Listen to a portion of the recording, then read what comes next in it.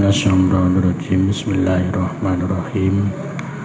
Alhamdulillahirabbil alamin wa bihi nasta'in ala umuri waddin. La haula wala quwwata illa billahil aliyil azim. Wassalatu wassalamu ala asyrafil anbiya'il mursalin sayyidina Muhammad wa alihi wa ashabihi ajmain. Amma ba'du. Dalam menika malam Ahad pengurusan hadis Sahih Muslim dalam menika tersipun bab 1 dis nomor 707 kantun menika maos tarjemahipun. Bismillahirrahmanirrahim. Bab 51 Haji Nabi Sallallahu Alaihi Wasallam. Dis nomor 707 diriwayatkan dari Ja'far bin Muhammad dari ayahnya, ia berkata, kami pernah datang ke rumah Jabir bin Abdullah radhiyallahu anhu. Lalu dia menanyai tiap orang dari kami. Setelah aku ditanya, maka aku katakan, aku adalah Muhammad bin Ali bin Husain. Maka dia mengusapkan tangannya pada kepalaku, lalu dia melepas kancing bajuku yang atas dan melepas pula kancing bajuku yang bawah. Kemudian dia meletakkan telapak tangannya di antara dua susuku. Sedangkan aku saat itu masih remaja. Dia mengatakan, selamat datang hai kemanakanku. Tanyakanlah apa yang kau kehendak. Maka aku bertanya kepadanya, yang ketika itu dia buta dan waktu sholat telah tiba. Lalu dia berdiri di atas sajadah yang selalu disandangnya. Setiap kali dia meletakkan sajadah itu di atas pundaknya, maka ujung sajadah tersebut kembali kepada dirinya karena kecilnya sajadah itu. Di sampingnya terdapat selendang miliknya di atas gantungan. Lalu dia sholat bersama kami. Aku tanyakan kepadanya, beritahukan kepada kami tentang haji Rasulullah SAW. Lalu dia mengatakan sambil menghitung-hitung sampai bilangan 9 dengan jarinya. Kata dia, sesungguhnya Rasulullah SAW telah tinggal di Madinah selama 9 tahun, namun beliau belum berhaji. Kemudian pada tahun yang 10 beliau mengumumkan kepada bahwasanya Rasulullah SAW akan berhaji, sehingga banyak orang yang hadir ke Madinah yang kesemuanya ingin turut serta bersama Rasulullah SAW dan melakukan amalan ibadah haji, ibadah seperti Rasulullah SAW. Kami pun berangkat bersama beliau. Ketika kami tiba di Dzulhulaifah, Asma binti Umais melahirkan Muhammad bin Abu Bakar radhiyallahu anhu. Lalu Asma mengutus seseorang kepada Rasulullah SAW bagaimana seharusnya yang dia perbuat. Rasulullah SAW bersabda, mandilah, lalu kenakan pembalut, kemudian berihramlah. Rasulullah SAW sholat 2 rakaat di Masjid Dzulhulaifah. Setelah itu beliau naik ontanya yang bersama Qaswa. Sesudah sampai di Baidah, aku melihat sekeliling. Ternyata banyak sekali orang-orang yang berkendaraan dan yang berjalan kaki di muka Rasulullah SAW. Demikian pula di kanan kiri dan belakang beliau Yang ketiga itu Rasulullah SAW berada di belakang kami dan beliau sedang menerima wahyu Al-Quran. Beliau memahami maksudnya dan apapun yang beliau lakukan kami pun melaksanakannya. Nabi niku nalika haji berangkat saking Madinah ke Mekah niku penderek kuatah dalam maksud niku kepengin bagaimana kanjeng Nabi niku haji badhe sumerep langsung, badhe nyemak langsung, mboten namung jarene kan dawa to, jarene dawa sak dodone lurus sing dawa gurung ngoten. Tapi mengke langsung sumber Rasulullah dua ini taran tua, taran sangi, belan jumroh kan genah. Rasulullah SAW memulai ihram dengan bacaan talbiyah yang berisi tauhid. Labbaik Allahumma labbaik, labbaik la syarika labbaik, innal hamda wa ni'mata laka wal mulk la syarika lak. Iku bahasa Arab ngoten. Bahasa Indonesia nih, aku datangi panggilanmu ya Allah. Tiada sekutu bagimu, aku datangi panggilanmu. Sesungguhnya segala puji, kenikmatan dan kerajaan kekuasaan adalah milikmu, tiada sekutu bagimu. Kanjeng Nabi niku memulai ihram nggih mulai naitul haji wal umroh ngeten niku ingkang dipun pas pertama niku talbiyah. Kanten talbiyah niku artosipun intine mawon nyembadani panggilan Allah Subhanahu wa taala. Wong kaji ahline apa dipanggil Allah Subhanahu wa taala. Ana dipanggil men saged dugi griko men saged. Sugih kok ora dipanggil. Wis numpak pesawat ora tonggo mati. Jadi orang toko orang kasil dan daftar kaji 5 tahun, 5 tahun wis itu. Kiko tentu jenis kaji ini lotre. Kalau itu berarti niku memenuhi panggilannya. Bila tiang kaji niku kan memperbanyak labbaik Allahumma labbaik kaki tanda syukur bila saged nindakaken ibadah haji. Orang-orang pun bertalbiyah seperti talbiyah Rasulullah SAW dan beliau tidak melarang mereka untuk mengucapkannya serta beliau terus mengucapkan talbiyahnya. Ini talbiyah niku bacaan ingkang selalu terucapkan. Lafate ndek dene, tapi niku sok molak-malik wangel niku. Labbaik Allahumma labbaik. Labbaik la syarika labbaik. Labbaik nek wangel nae. Innal hamda wa ni'mata laka wal la syarika lak. Ngel. Niku lek mboten paham niku maulek labbaik lama-lama baik.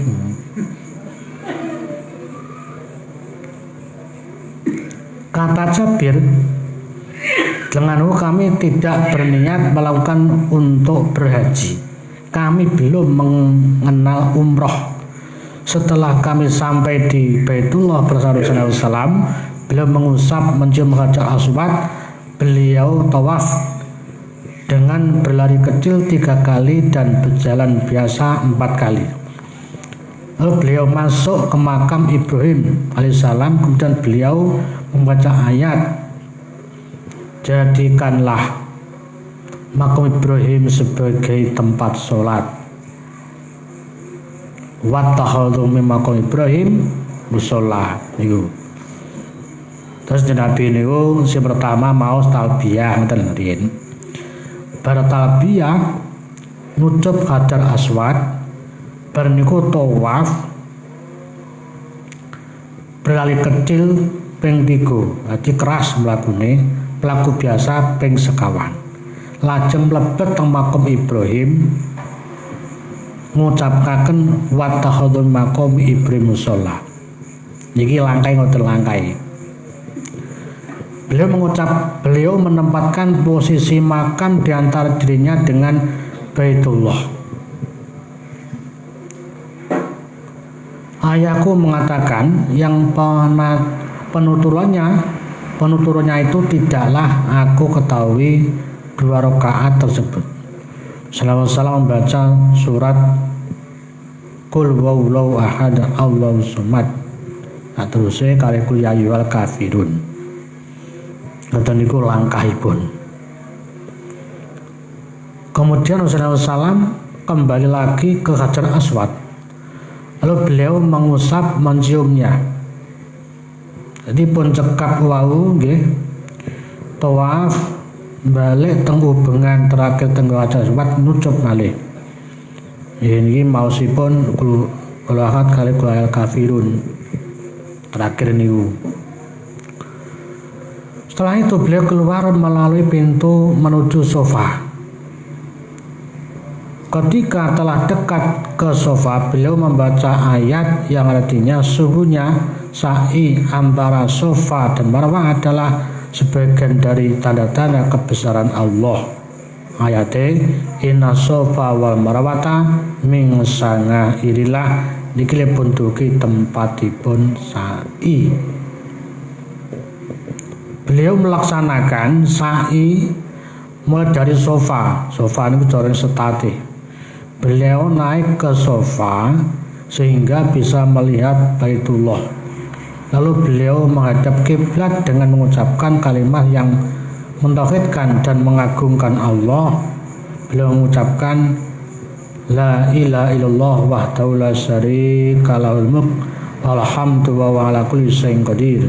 La ilaha illallah wahdahu anjaza wa'dahu wa nasara ngabdahu wa zama ahzaba wahdah.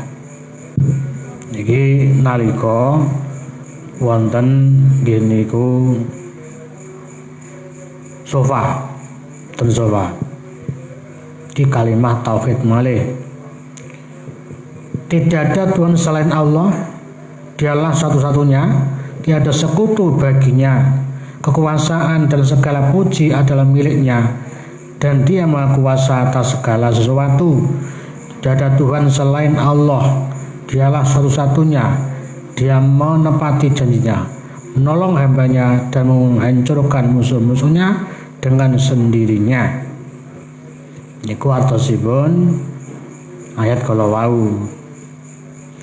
Setelah itu beliau berdoa dilangai ngoten bareng muni la ilaha illallah tulus syarah dukinta kalau wau.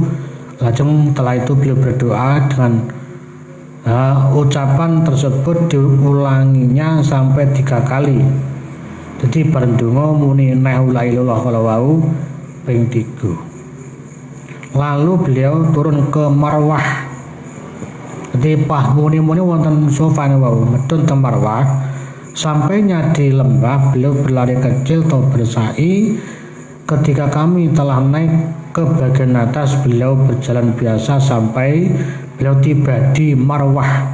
Beliau melakukan apa yang seperti dia lakukan di sofa.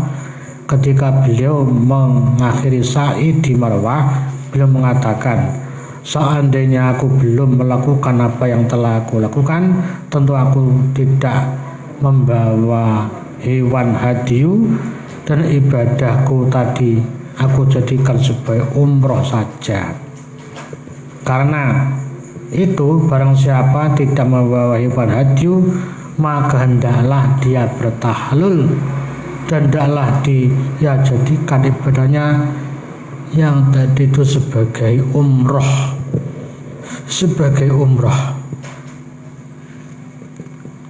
Terus menawi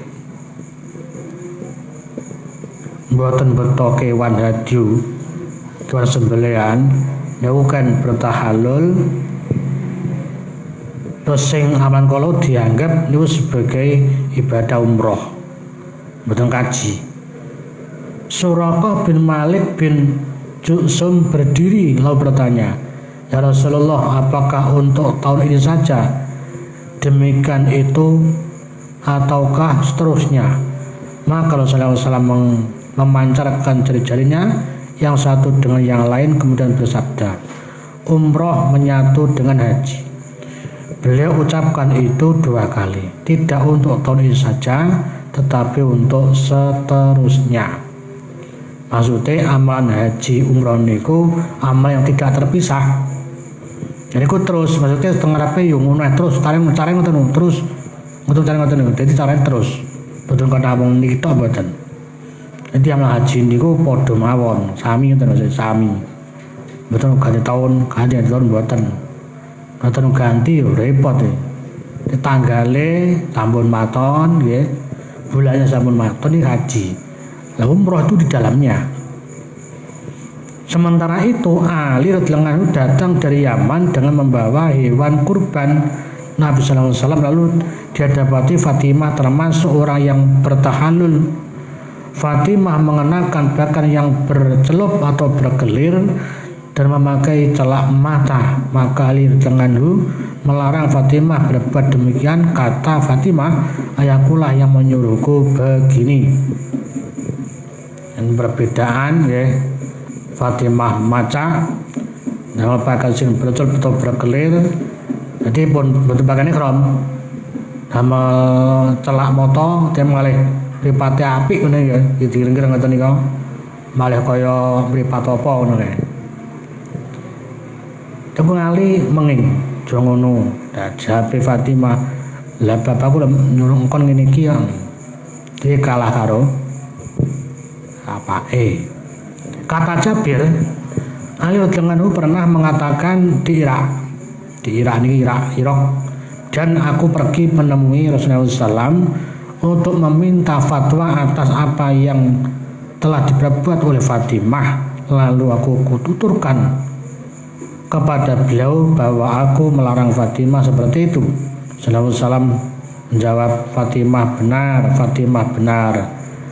Tanya Rasulullah SAW, apa yang kau ucapkan ketika kau hendak melakukan haji? Jawab Ali, aku ucapkan, ya Allah, aku berniat memasuki ibadah haji seperti yang dicontohkan oleh Rasulullah SAW, oleh Rasulmu. Aku membawa hewan haji atau kurban. Kata Nabi, janganlah kamu bertahalul. Terus betul kurban berusaha tahalul dan betul ini bertahalul. Berarti pun bar. Tali berarti pun selesai urusan. Kata Jabir, jumlah hewan kurban yang dibawa oleh Ali dari Yaman dan yang dibawa Nabi mencapai 100 ekor. Kata Jabir, orang-orang semuanya bertahalul dan memotong rambut kecuali Nabi SAW dan orang yang tidak membawa hewan kurban. Ini kan yang aneh. Jadi sing boten beto itu berarti yang betul usah memotong rambut. Pada hari Tarwiyah mereka menuju Mina lalu memulai ibadah haji. Rasulullah SAW berangkat dengan naik kendaraan. Beliau kemudian melakukan sholat zuhur, sholat maghrib, isya dan subuh. Lalu beliau berhenti sebentar hingga matahari muncul. Beliau menyuruh agar dibuatkan tenda dari bulu di Namirah. Lalu beliau berjalan. Orang-orang Quraisy yakin bahwa Rasulullah SAW pasti akan berhenti di Masjidil Haram sebagaimana yang dibuat oleh orang-orang Quraisy pada masa jahiliyah. Tetapi Rasulullah SAW terus saja hingga tiba di Arafah. Lalu di sana di Namirah beliau telah mendapat tenda yang dibuat untuk beliau dan beliau memasuki setelah matahari condong. Terus itu namanya pun memulai dari masalah wukuf. Beliau memerintahkan agar untanya yang bernama Qaswa disiapkan lalu berangkat membawa beliau. Sampainya di tengah lembah beliau berpidato. Kata beliau, sesungguhnya menumpahkan darah dan merampas harta sesamamu adalah haram, sebagaimana haramnya berperang pada hari ini, di bulan ini, dan di negeri ini. Ketahuilah bahwa segala aturan pada hari jahiliyah, pada masa jahiliyah telah tunduk terhadap aturanku. Tebusan darah pada masa jahiliyah juga telah terhapus. Dan tebusan darah yang pertama-tama aku hapuskan adalah darah Ibnu Rabi'ah bin Haris yang masa kecilnya disusui di Bani Sa'ad lalu dibunuh oleh suku Huzail. Riba pada masa jahiliyah juga telah dihapuskan. Dari riba yang aku hapus pertama kali adalah riba Abbas bin Abdul Muthalib. Riba itu telah dihapus semuanya. Bertakwalah kepada Allah dalam urusan wanita, karena kalian mengambil mereka, memperistri mereka sebagai amanah Allah. Mereka halal bagi kalian dengan menepati kalimat Allah, dan mereka harus menjaga diri agar tikar istri kalian tidak mengizinkan orang lain yang tidak kalian senangi mendekati mereka. Jika mereka melakukan itu, maka pukullah mereka dengan pukulan yang tidak membahayakan. Terus niku wau Kanjeng Nabi menyatakan bahwa ajaran zaman jahiliyah ini sudah terhapus. Karena jahiliyah niku kan zamane wong bodho. Wong bodho ajaran